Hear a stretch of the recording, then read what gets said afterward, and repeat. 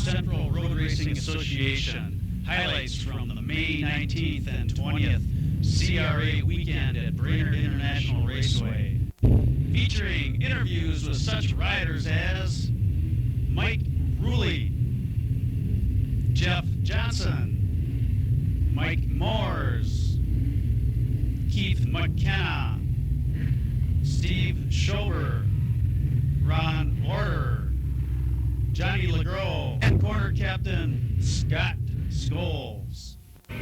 Saturday, the first race day, was marred by rain. The races were shortened. The new riders race was postponed until Sunday.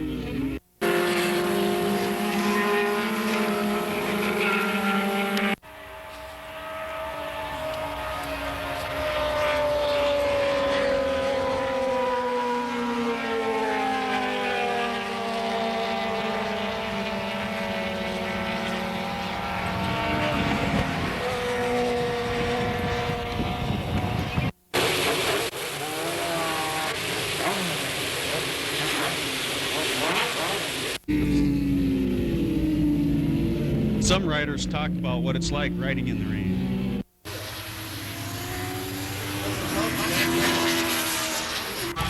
I kind of like riding in the rain. It really doesn't bother me. It goes out pretty good.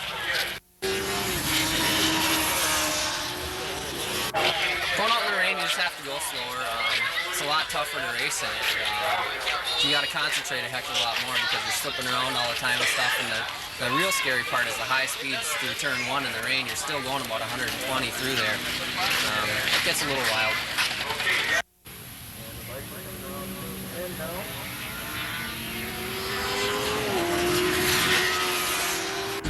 Yeah, it was raining out yesterday, and the tires worked real well in the rain.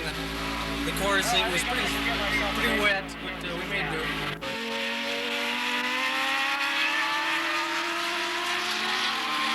What's your strategy in the rain?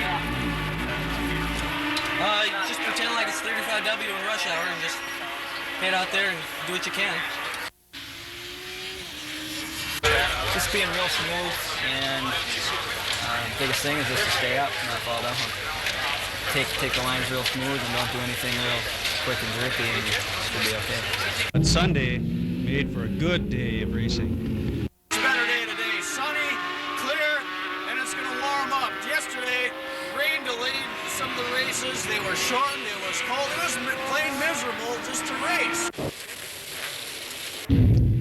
Sunday morning, the new riders line up on the grid awaiting the start of their first race. It was postponed Saturday afternoon due to rain.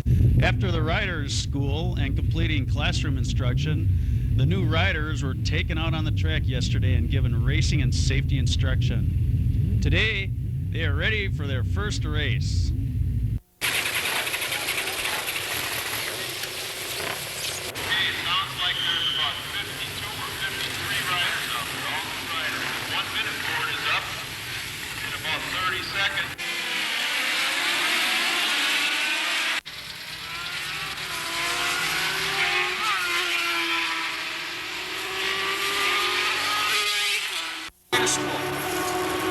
The rider's school was good. They were real thorough about, showing us the correct lines to take.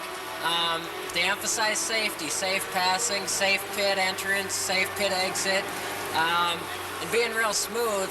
Yeah, it's a lot of fun in the tighter sections. It's a lot more technique, and you're not just sitting on the bike, holding your speed. You can really get down and test the limits of your tires and dice it out with other guys. Well, basically all the new riders, they know that they ride pretty good on the track or on the street. They want to come up here and see their abilities on the track. I don't know, as an instructor, I have 6 students. They take an in-class book test. That's an open book test, so you really don't, do bad on it. You just check it out.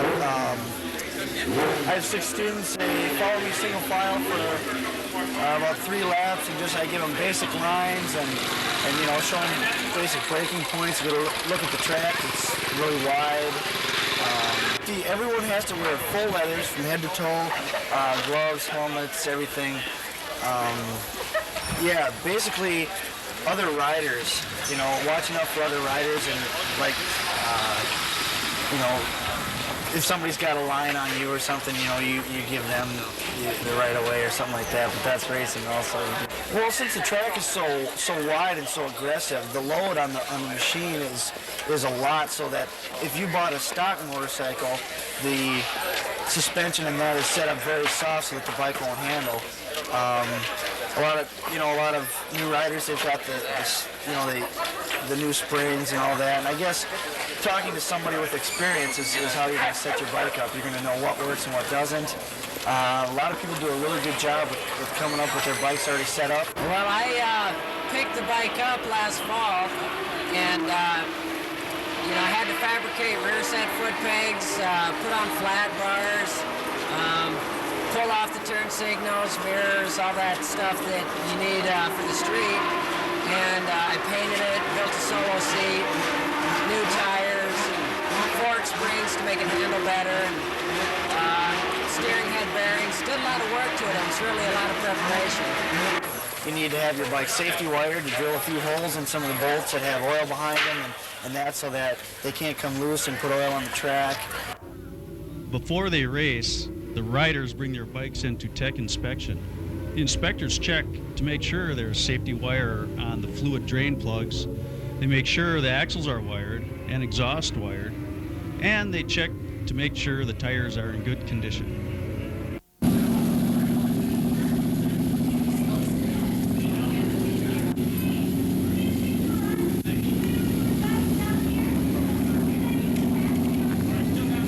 CRA is great as far as safety goes. All the corner workers and the track people they're all volunteer and they do a great job, and it's really nice to have it this safe. People think motorcycle racing is you fall off and you really hurt, and you're not. Full leathers and that you really slide far and will save you. Captain, I run everything, as I say. We've got a communicator, one flag person, one worker, which is minimum, and a captain, and if we're lucky we get one or two more workers, or I should say safety people. Oh, they appreciate us out here. We come up here and we do it for free. We get camping and admission, but we do it for free. See a lot of exciting racing too close up. Yeah, it's real close racing out here, especially at this corner. They go through the corner anywhere from, 45, 50, 60 miles an hour, these guys. And they're rubbing fenders, handlebars, looking at each other, and it's close racing. We need volunteers. If you want to come up and work, we can sure use you. Just get a hold of CRA. They don't need any experience. They'll be shown what to do. Yeah, we'll bring you out here and train you in. If you have experience, first aid experience, it's great.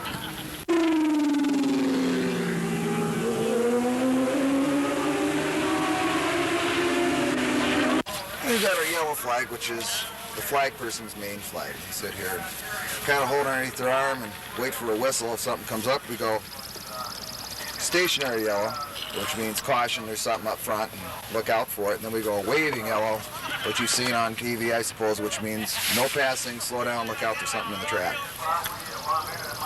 And then we've got the slippery flag, like for yesterday, which is just hold stationary and let them know that there's oil on the track and it's slippery. Or debris on the track, too. The one flag we don't like to see, as you can kind of tell, it's the ambulance flag. And we don't like to see them. Someone's hurt bad, huh? Yeah. That means we've got an ambulance on the track. And this is the flag which you don't see very often, which we stop a race with.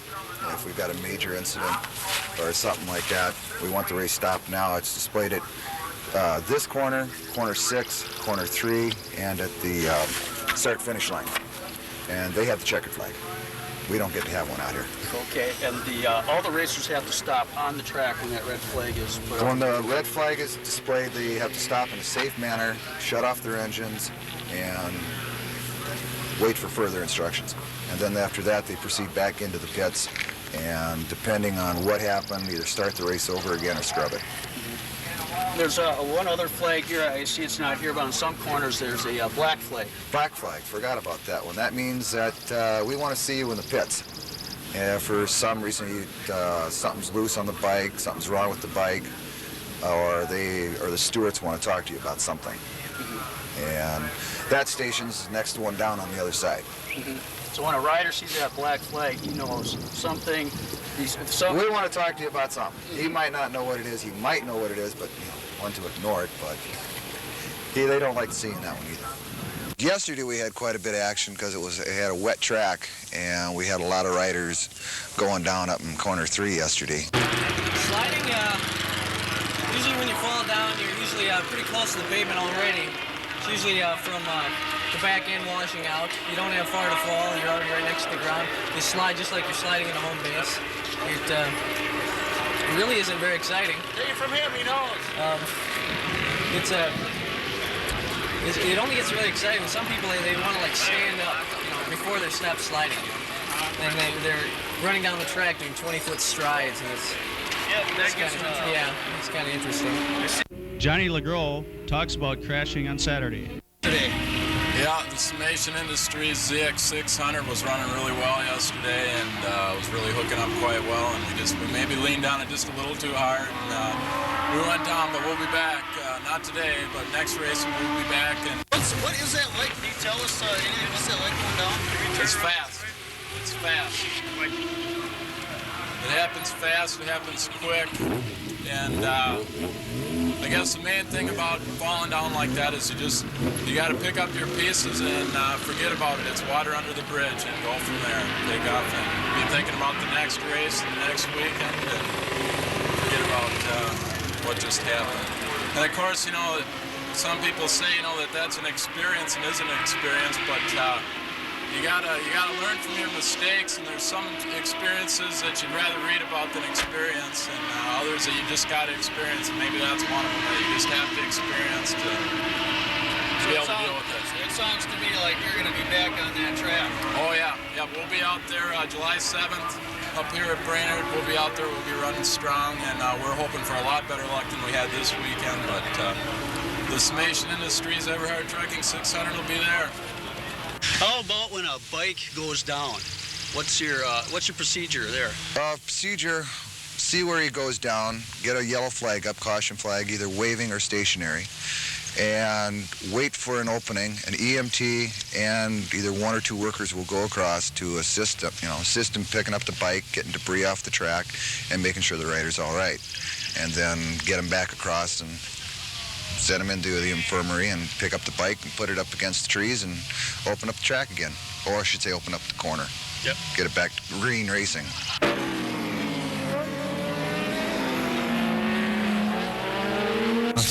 It's hard if someone crashes in front of you. It's it jolts you, and makes you lose your concentration, and that's where you screw up. Mm-hmm. The best riders out there, that they don't let anything like that bother them.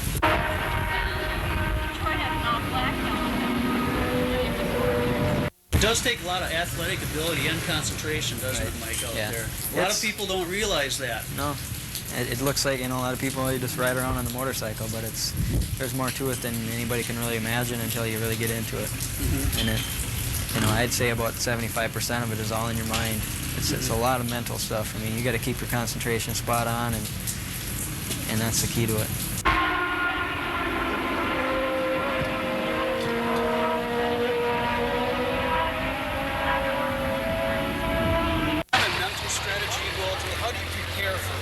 Before you actually get on the bike? What's your mental preparation? Well, I usually take a minute and get away from everybody and just kind of get my head together.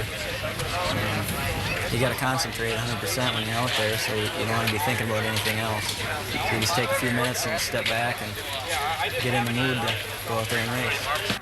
Go out, get yourself a good dinner, and stay away from the beer and stuff, and get a good night of sleep.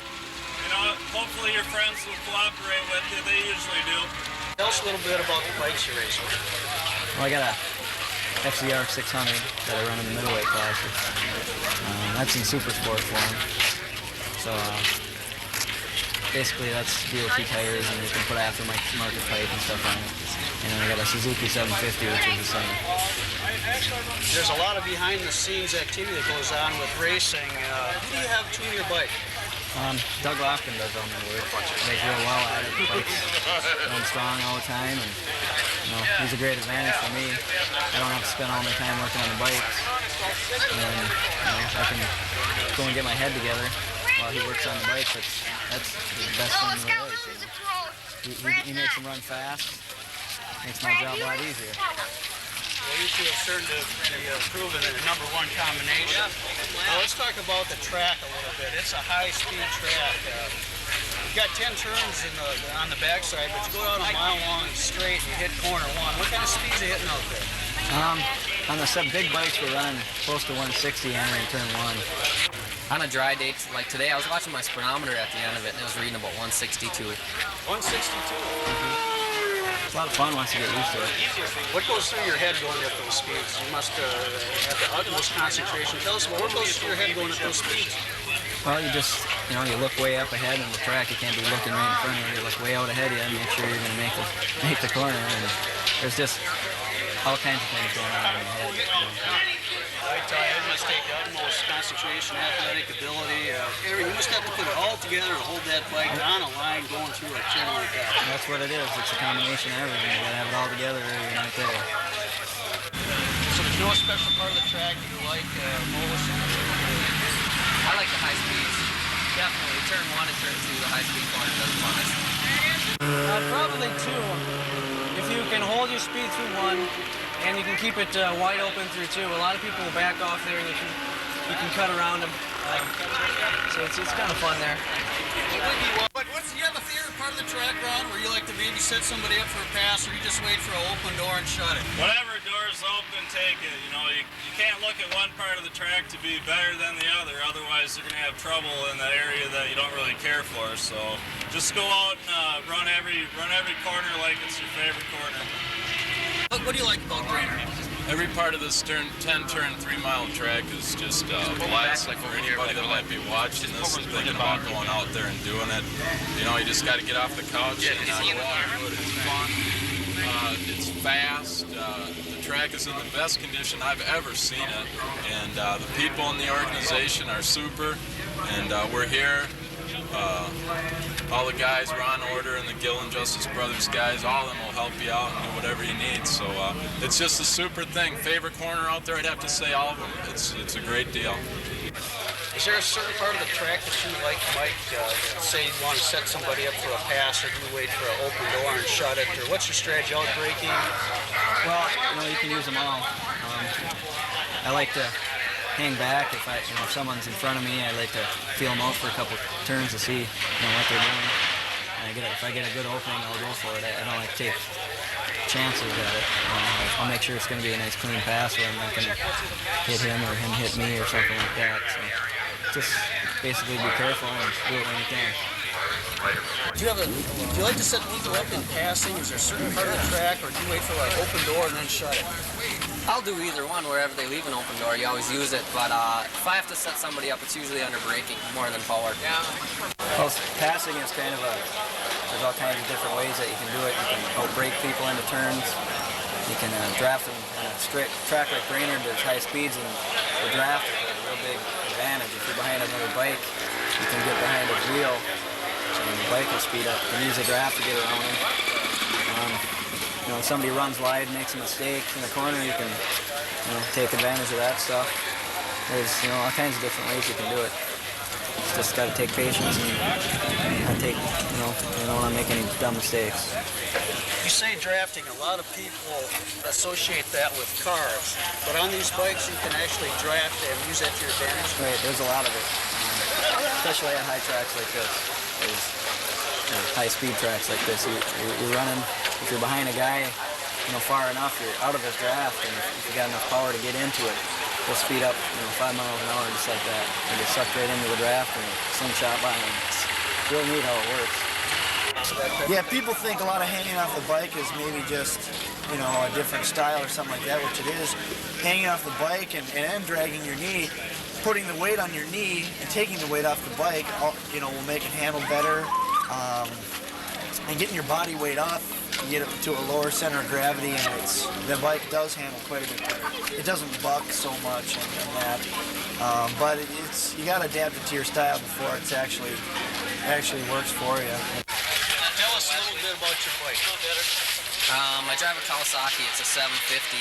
It's a brand new one this year. It's handling really well, so it's working out good. Yesterday was production races. Today, Superbike and Supersport. Tell us a little bit about the changes you have to make to the bike to prepare for those races. Basically, the only difference that I did is put a pipe on it. Aftermarket exhaust is allowed. It makes it a little bit faster. Works out better, make a bunch of noise. What do you like better, production racing or when you get into Supersport? I like the Supersport. It seems more like real racing to making noise, and it just seems to fit better. Hey, how about today? You had to make some changes. Supersport, Superbike races today. Tell us a little bit what you have to do to change the bike around. Well, we just changed the pipes and run different air pressure. Had to put new brakes in. Besides that, she's about ready to go. You got your bike set up again. It's a lot of controversy up here at Brainerd. Very colorful character. I know one year you had on your bike real men-wear thing. Dance. I really appreciate my Gotta friends. keep them flowers watered. It's still raining out. Yeah, we thought it was clear, but we just got a downpour. Some zany cut-ups we got up here, boy. Hey, the theme this year seems to be daisies. Tell us about that. Oh yeah, it's join the flower team or be pollinated. That's it. We're trying to pass out the flowers, and it makes the bikes happy too. A little bit of color. For all the street riders out there, talking to them, do you feel that after going through the rider school and racing up here can benefit them on the Oh, greatly. You know, a lot of street riders, you know, they think they're real fast and they can beat anybody, but you know, you get up here and this is where it's shown. You know, anybody can bolt around in the street or whatever, but this is where the true riders really come out. And I suggest anybody that is into sport riding, serious sport riding, that thinks they're good, they will have 50% better of a time pushing their limits on the track than they would on the street. They just would. You know, you have no traffic, no cops, no trees or curbs to hit. It's great. If you really get a thrill out of it, you'll get a thrill here, that's for sure. Would you say it's a whole different world than riding out on the street? Yeah, it's about 10 times more intense than fast street riding. It's real intense.